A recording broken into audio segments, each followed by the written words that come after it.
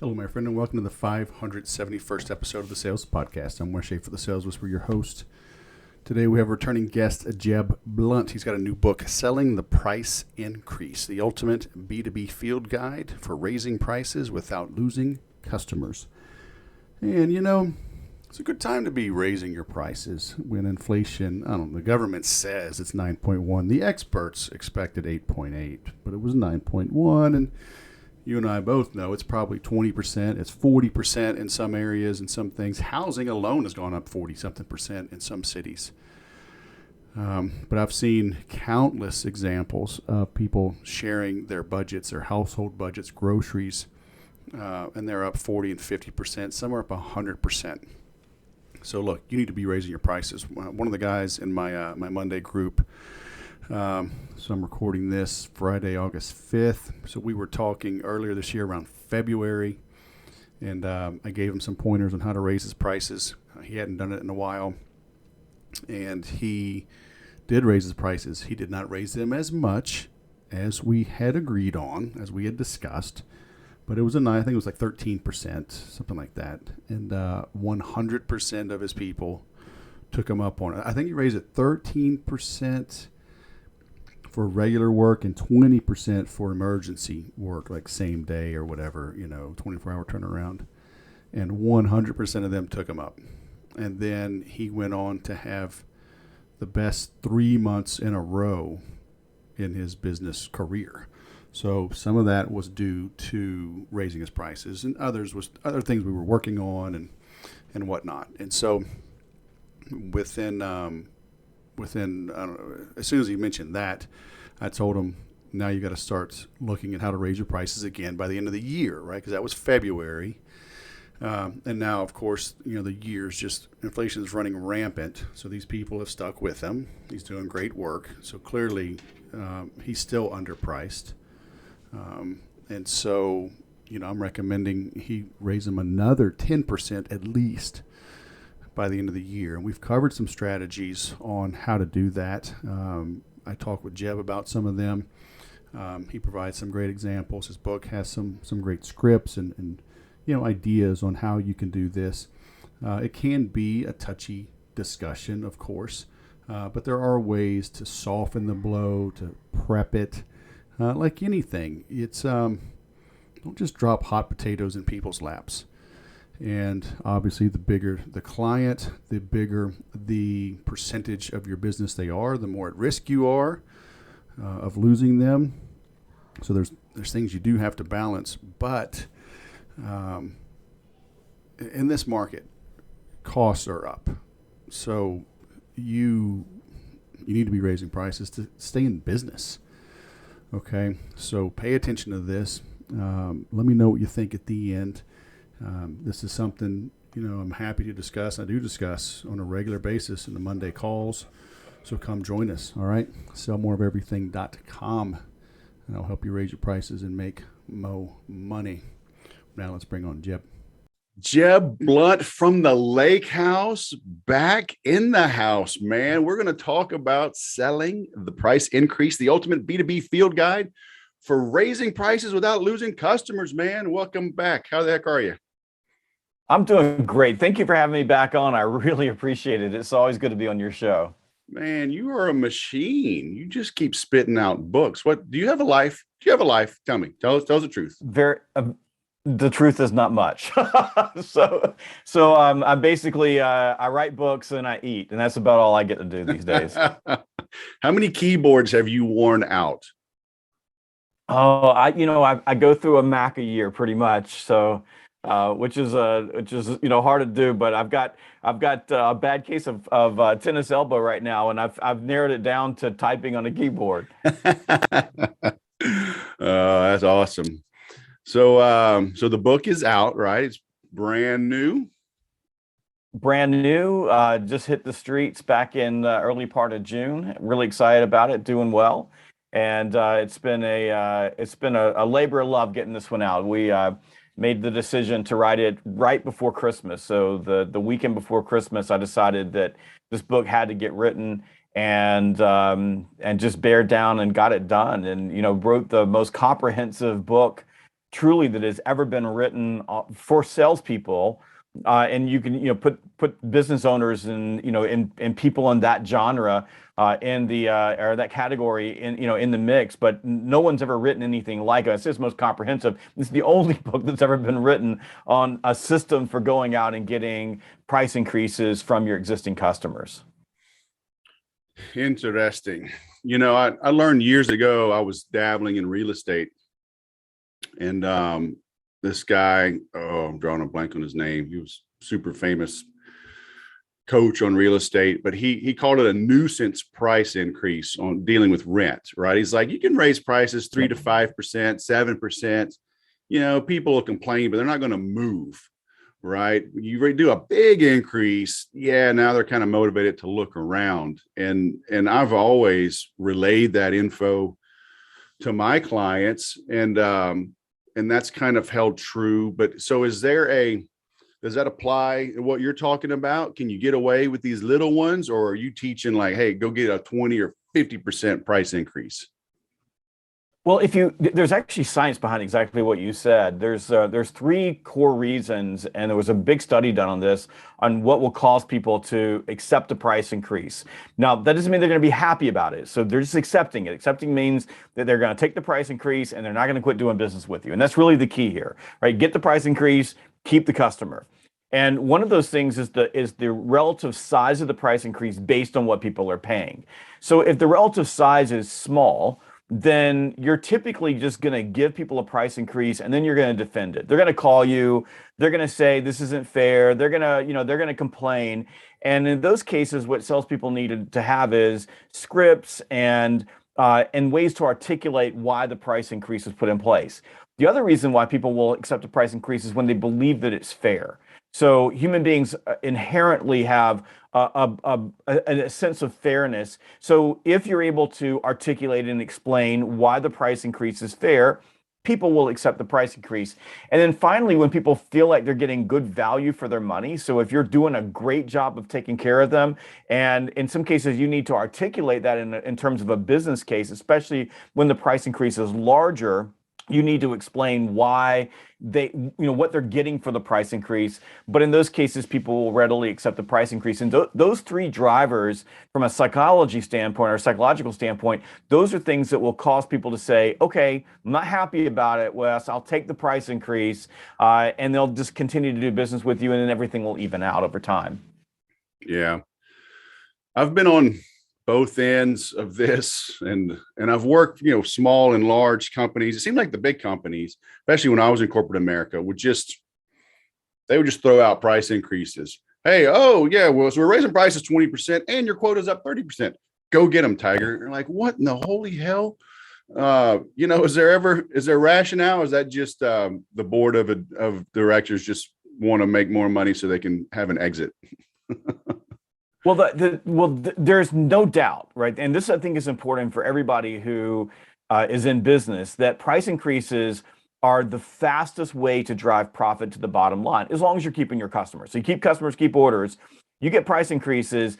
The amount of profit that hits the bottom line from a price increase versus, say, selling something new is about 400% higher. In other words, you're generating free cash flow.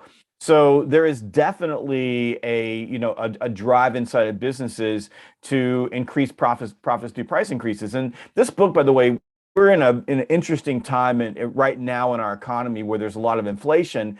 But I can go back to the mid 90s when there wasn't any inflation, and my boss would walk through the door just like what you experienced and say, look, and they would, this is the old days, right? They would have green bars, right? So with all your accounts on it, slap the green bar on a table and go, we need an across the board 15% price increase. And we need this net across all your accounts. Go figure it out. And oh, by the way, your quota is still due. So that happened often. And in some cases, for example, a company may look at their accounts and say, we acquired these accounts at a much lower rate. So we spent money in order to get the customers in. Now that we're delivering value to the customer, now that we've established a relationship, let's start making some money at this. Let's increase the profitability of these accounts.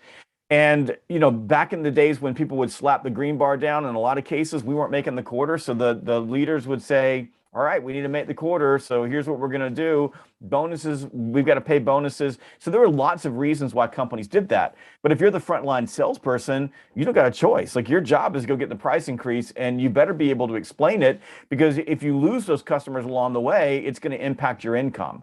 So Right. you need to have a system and a process for being able to go out and articulate the price increase. So in the book, what I do is I give you 8 different narratives for, and in a lot of cases, you weave those together for explaining a price increase using those 3 levers we just talked about. Is it fair? Am I getting value for it? And the relative size of the price increase based on what the person is paying. Mm-hmm. So you've got to be able to approach those accounts. And by the way, Wes, if you think about account managers, your job is to expand your accounts. Like, your job is to expand and retain the business. And price increases are a key part of account expansion selling, right? You can make an account bigger when you give a price increase. So if you get a 10% price increase, you have 10% more on your top line, right? And then that's dropping through the bottom line. So everybody in sales in particular is going to be dealing with price increases. And then, if you're running a business, your job is to make profit. I mean, your job is to generate free cash flow, and price increases are just the easiest way to get there. Yeah, I've worked with Infusionsoft, now Keep, since 2008, and they always would discount like crazy. And then a couple of times they raised prices. I remember the first time they ever raised prices, it was a big deal. And I was like, if y'all would just stop discounting, you don't have to raise prices. Yeah. Right? Stop doing 30 and 40% discounts. Somebody, they need to have a deal sometimes, have a 4th of July 10% off sale or something. But good grief, it's addictive, isn't it? When companies get accustomed to discounting, it's like they groom the salespeople, and now they can't sell it full boat anymore.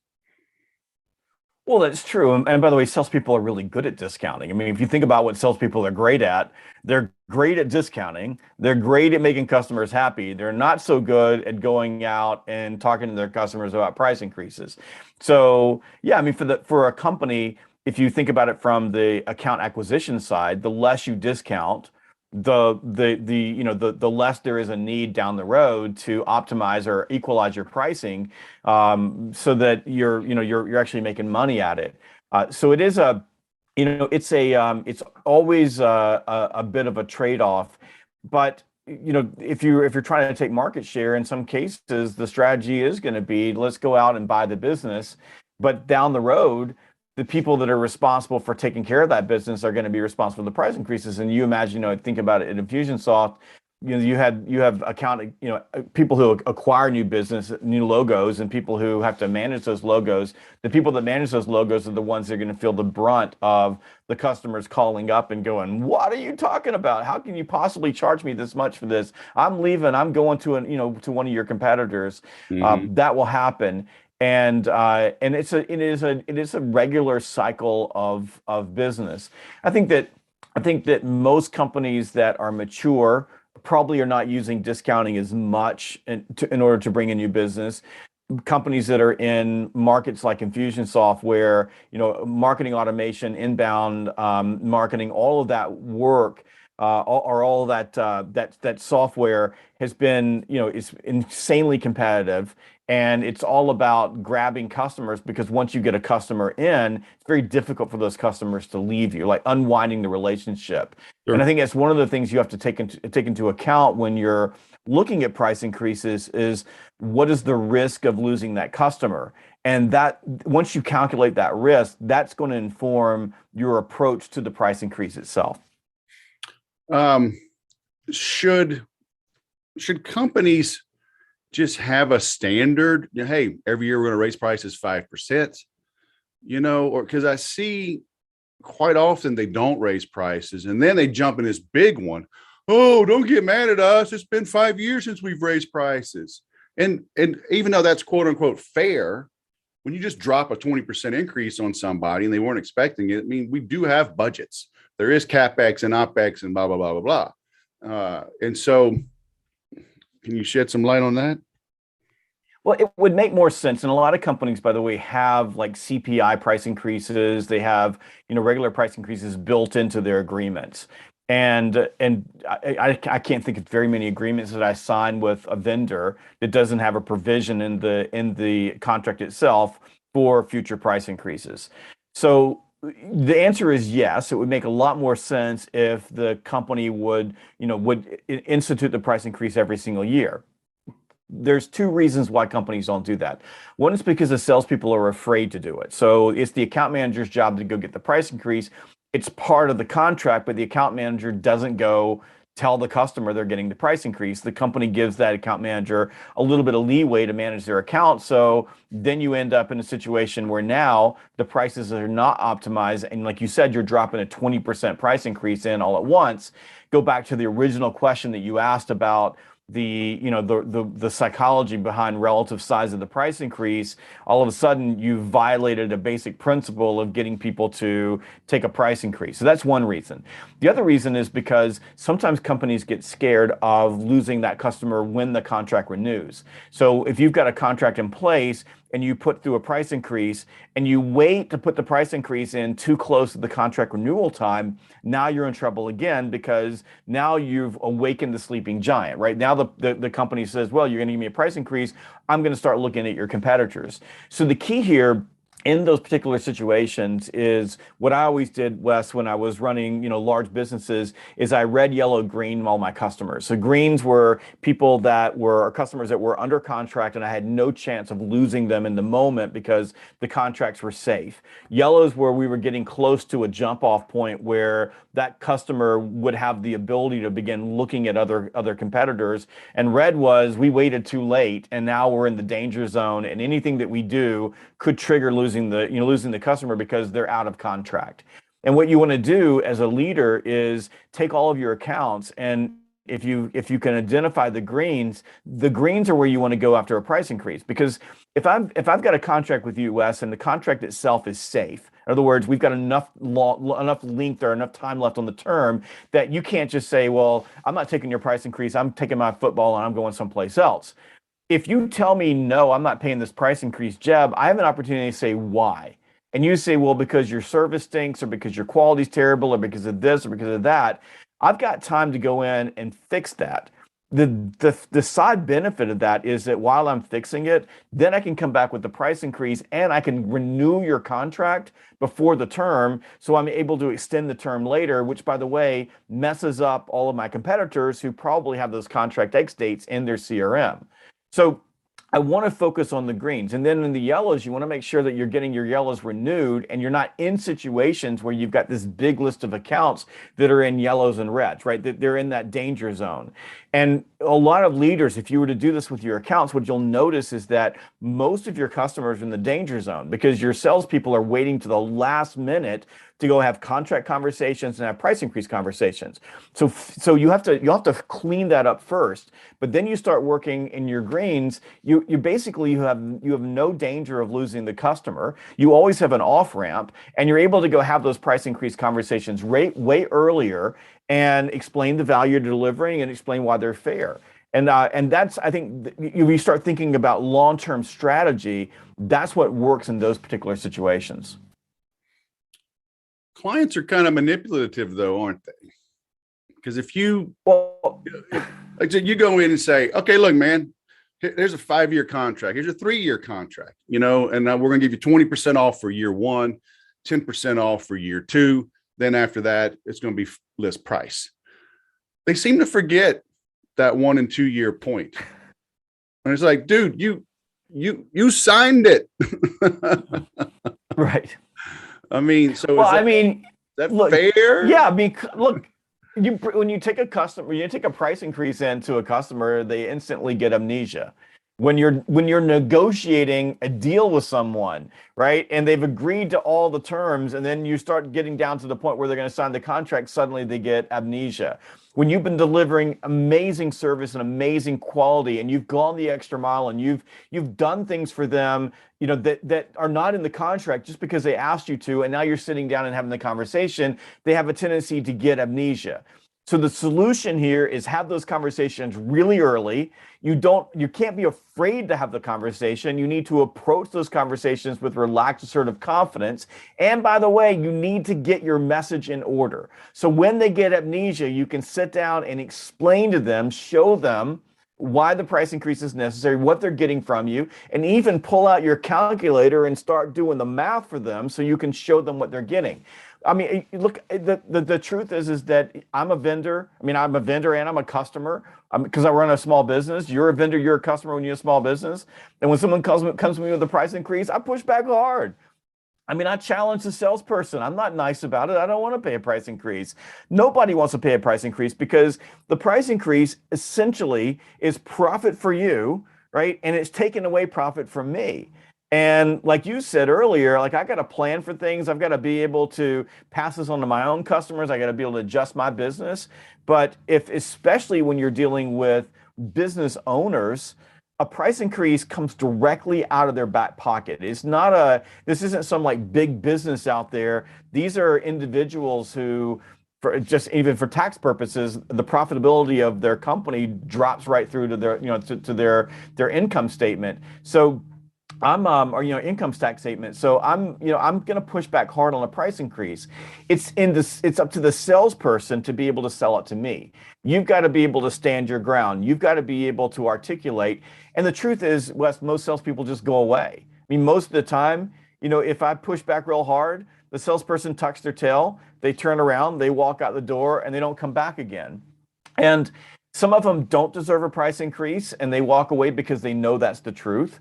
And some of them do deserve a price increase, but they haven't been able to articulate why they deserve it in a way that makes sense to both them and to me, which is why before you're having a conversation with a customer, you really need to get your ducks in a row, understand what your messaging is, and understand the value that you're bringing to the table.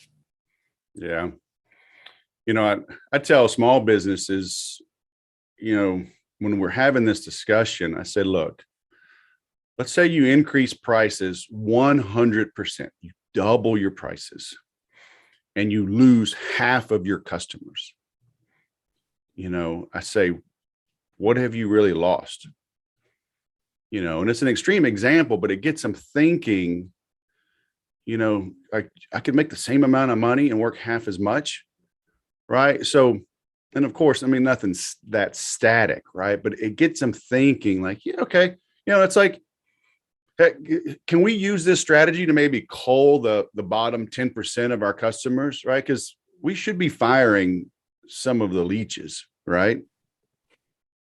Yeah, I use for lack of better words, I call it a fit matrix, but I use a really simple matrix to scatter diagram my customer base.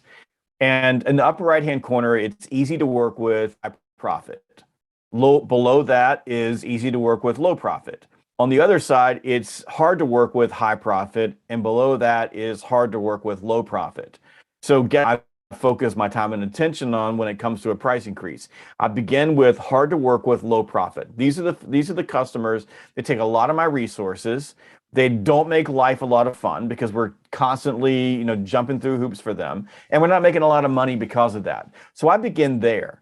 And it's not uncommon for me to go to a hard to work with, low profit customer and ask for 100% price increase for two reasons. One is if they're going to be hard to work with, I'm okay with that, but you're going to pay a tax for it. And there's a lot of different ways you can call that tax, but but you're going to pay a tax for being difficult. But I'm okay with that. Like if you want to pay me a lot of money and be difficult, I have no problem taking care of you. But if you're difficult and I'm not making any money, I don't want to work with you anymore. You take away all the joy in doing business. So I focus on those. What's really surprising is how few of those customers actually go away. That you go in with this massive increase and they know that you're willing to let them go. And as soon as that happens, they don't want to be let go. So they begin to change the way they're doing business with you. They in some cases will comply with the new rules of doing business. They're going to be easier to work with. And in most cases, I'm at least able to raise them into that other quadrant where I don't feel so much resentment toward them for taking so much away from my business. Yeah. I have a conversation with my clients. It's like you need to understand where you fit in their whole scheme of business, right? It's like one of my clients does import export, and there's been a hell of an issue, with COVID these last couple of years, But at the end of the day, even though they have a big business, their fees are like 0.5% of the total operating budget of their clients, right? So if they were to double their prices, it's like, okay, it would be 0.5% hit to the customer, and once they start kind of seeing it in that perspective, and of course, buyers don't want anything to be raised on them. They're going to fight. So, but once they start to realize that, like, oh, wow, because to them, it's their whole world, Mm-hmm. and it's like, we think we're all that in a bag of chips, but maybe to our customers, we're just 0.5% of their operating budget. Yeah. Well, I mean, isn't that really about mindset, right? It's about believing that you deserve the price increase. It's about understanding the value that you deliver. And of course, certainly, if you're taking a price increase to one of your largest customers, where losing that customer would have a direct and immediate negative impact on the organization, you've got to be able to walk through the door with a solid business case. So imagine you're this import-export customer of yours, and you're walking into one of your largest accounts, and you're 0.5% of their operating budget, but you're delivering way more than that in value for them. And you can go in and explain, hey, I'm doing this, and this for you, and this is creating this value for your business. Suddenly what you're doing is you're changing what the buyer sees. I mean, the buyer, like you said, is going to push back really hard, but they just see you're a commodity. You don't mean that much in the business overall, but when you give them a price increase, it feels like you're taking something away from me. So of course I'm going to push back. So you've got to raise your profile with the buyer so the buyer understands exactly what you were doing. I mean, this is, part and parcel of managing your accounts. If you're not tooting your own horn, if you're not explaining what you're doing, you get lost in the shuffle, especially when you're dealing with a business that has many, many moving parts and many, many vendors. I think sometimes we just take for granted that they know what we're doing for them. And in a lot of cases, they just don't, because they're focused on their own problems and their own issues. Yeah. How does somebody stay in front of a customer, right? When you are just 0.5%, they don't, at the end of the day, they don't want to hear from you all the time, right? It's kind of like a utility. Hey, my lights are on. Great. You don't need to send me a letter, power company, saying, oh, you're great because my lights are on. Just keep my lights on and I'm happy. Like, how do you balance that when you are a small piece of the puzzle? Well, I mean, if you think about power company, it's a great example. So I'm in Georgia, so Georgia Power is the power company, and they have a newsletter that comes out. So the newsletter comes out and it says, here's ways that you can save money on your power. There's, crazy, it sounds like they're advertising all the time on the radio about the different things that they do. I mean, they're tooting their own horn. So if you're a import export company and you work with a lot of different companies and you help them, then maybe you've got to think about what is your messaging. I mean, you got to think about what from a marketing standpoint, what are you doing to constantly re-up and renew the relationship with your customer just through marketing and messaging. I would begin there. The second thing I would do is, and I think this is incredibly important at the account management level, is quarterly business reviews. Those have always served me very, very well when I'm working with customers. Is I've got a set time with them, especially when I'm a commodity type salesperson, and over the years I've worked in industries where what I was selling was I always say lower on the totem pole than toilet paper. But I would set up a quarterly business review where I would go into their business. I would make sure that service is well. I would bring them problems that I see, and I would sit down with the buyer and we would walk through, and then I would get them to rate me. Like, you tell me how I'm doing for you. So I'm forcing them to rate me. If they rate me really low, I've got work to do. If they rate me really high, then I've got it on record that I'm doing a good job for you, so that when you get amnesia, I'm able to bring it back in and say, hey, you told me I was doing a good job for you. So that's an easy way of doing it. And then I know this is this is like, I don't know, like a super secret thing that most people don't know about. But this is what I would do is like pick up the phone and have a conversation with them. Like I would call you, Wes, and go, Wes, hey, it's Jeb. How you doing? And that might happen once a month, but amazing how just having a conversation with your buyer on a regular basis keeps you top of mind. Because the thing that we know to be true about losing customers, it's not about your price increase, and it's almost never about service or quality. It's almost always because you were taking it for granted and a competitor came in and they cleaned your clock, ate your lunch. So what you want to do is just manage the account. I mean, I know this is like people are probably listening going, all right, like tell me something else I don't already know. But the truth is manage your accounts, like be there for them, have a conversation with them. You don't need to talk to them every single day. That's not, no business person wants that, but they would like to hear from you from time to time. I mean, I got account managers with some of my top vendors I hadn't heard from in 6 months. The other day I was thinking about one that I hadn't heard from. I'm a little bit worried about. I'm like, why haven't you called me and asked me how I'm doing? So just talk with your customers. Right. Yeah. I mean, we all know we should floss more and eat less fried foods, but we still do it, don't we? We need to be reminded. That's right. That's right. That's true. Now, even though bacon is now $10 a pack, I paid the price increase. I'm still eating it. I'm going to eat that bacon, baby. So the book is out. Where should we send people? Do you just Amazon? Do you have a special landing page?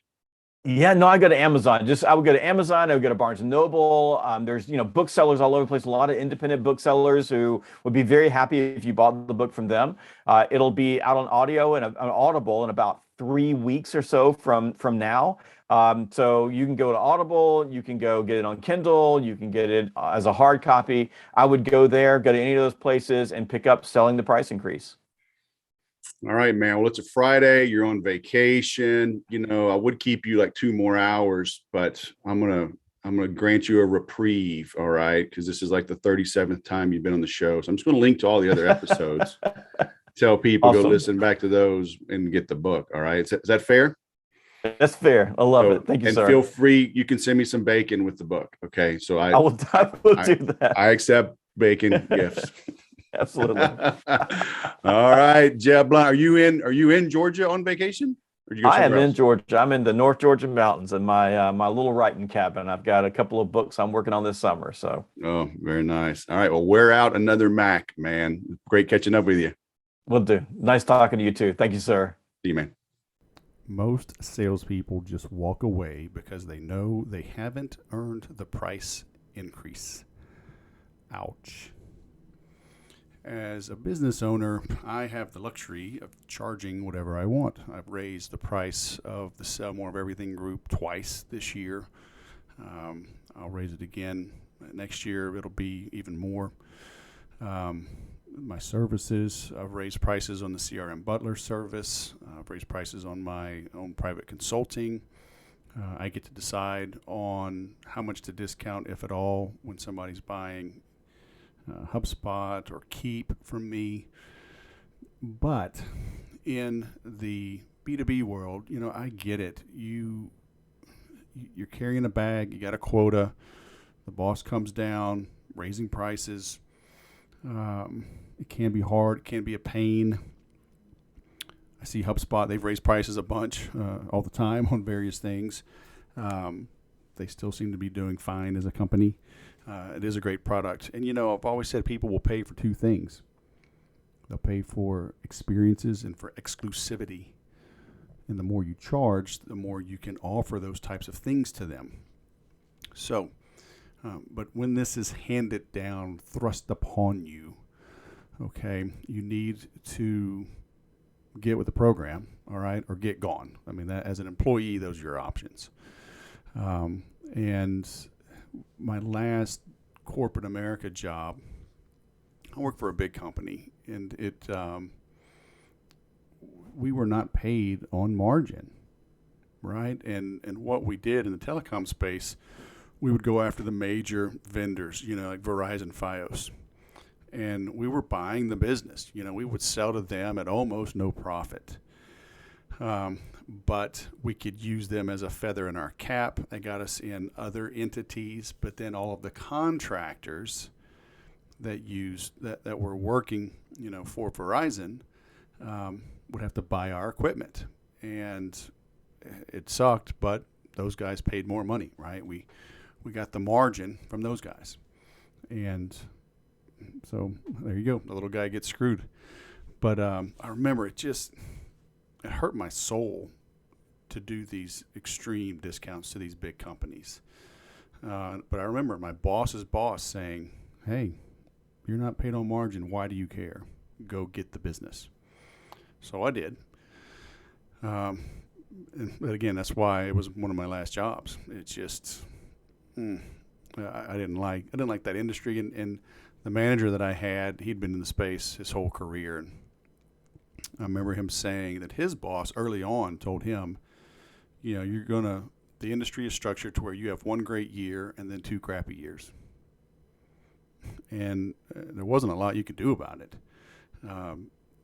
It was a big machine, and I just didn't like that. So, but again, when the price comes down from on high, ideally you've been supporting your customer, you've been engaged. There are ways to soften the blow. There are ways you can negotiate on their behalf. Maybe you get them to pre-order with current prices and lock in, the current prices. So there are things you can do. Okay, but if you have a good relationship with your customers, they will understand if you give them enough runway, help them prepare for it, don't shock them. So it's a lot of things you can do to help. Okay, get Jeb's book if you got questions, if you want to discuss this and other things. Sell more of everything. You can join quarterly, you can join annually and save over 40%. But jump in now. Okay. A local friend of mine is in the group. She can't always make the Monday calls. And she had a question the other day, yesterday actually, in the morning, early, like 7. I was like, yeah, I'm around. And we talked, because usually I'm up, I'm writing, I'll grab a cup of coffee, sit outside in the patio, watch the sunrise. And I had time. And she's a friend, but she's also a hard worker, and she's getting after it. And she's having great success. And we strategized on a big account, like an account that's like going to triple her business. So I was happy to help, and I'm not saying I can do that for everyone all the time, but I do that more often than not. Okay, so come join us, sellmoreofeverything.com. Raise your prices. I'll go sell something.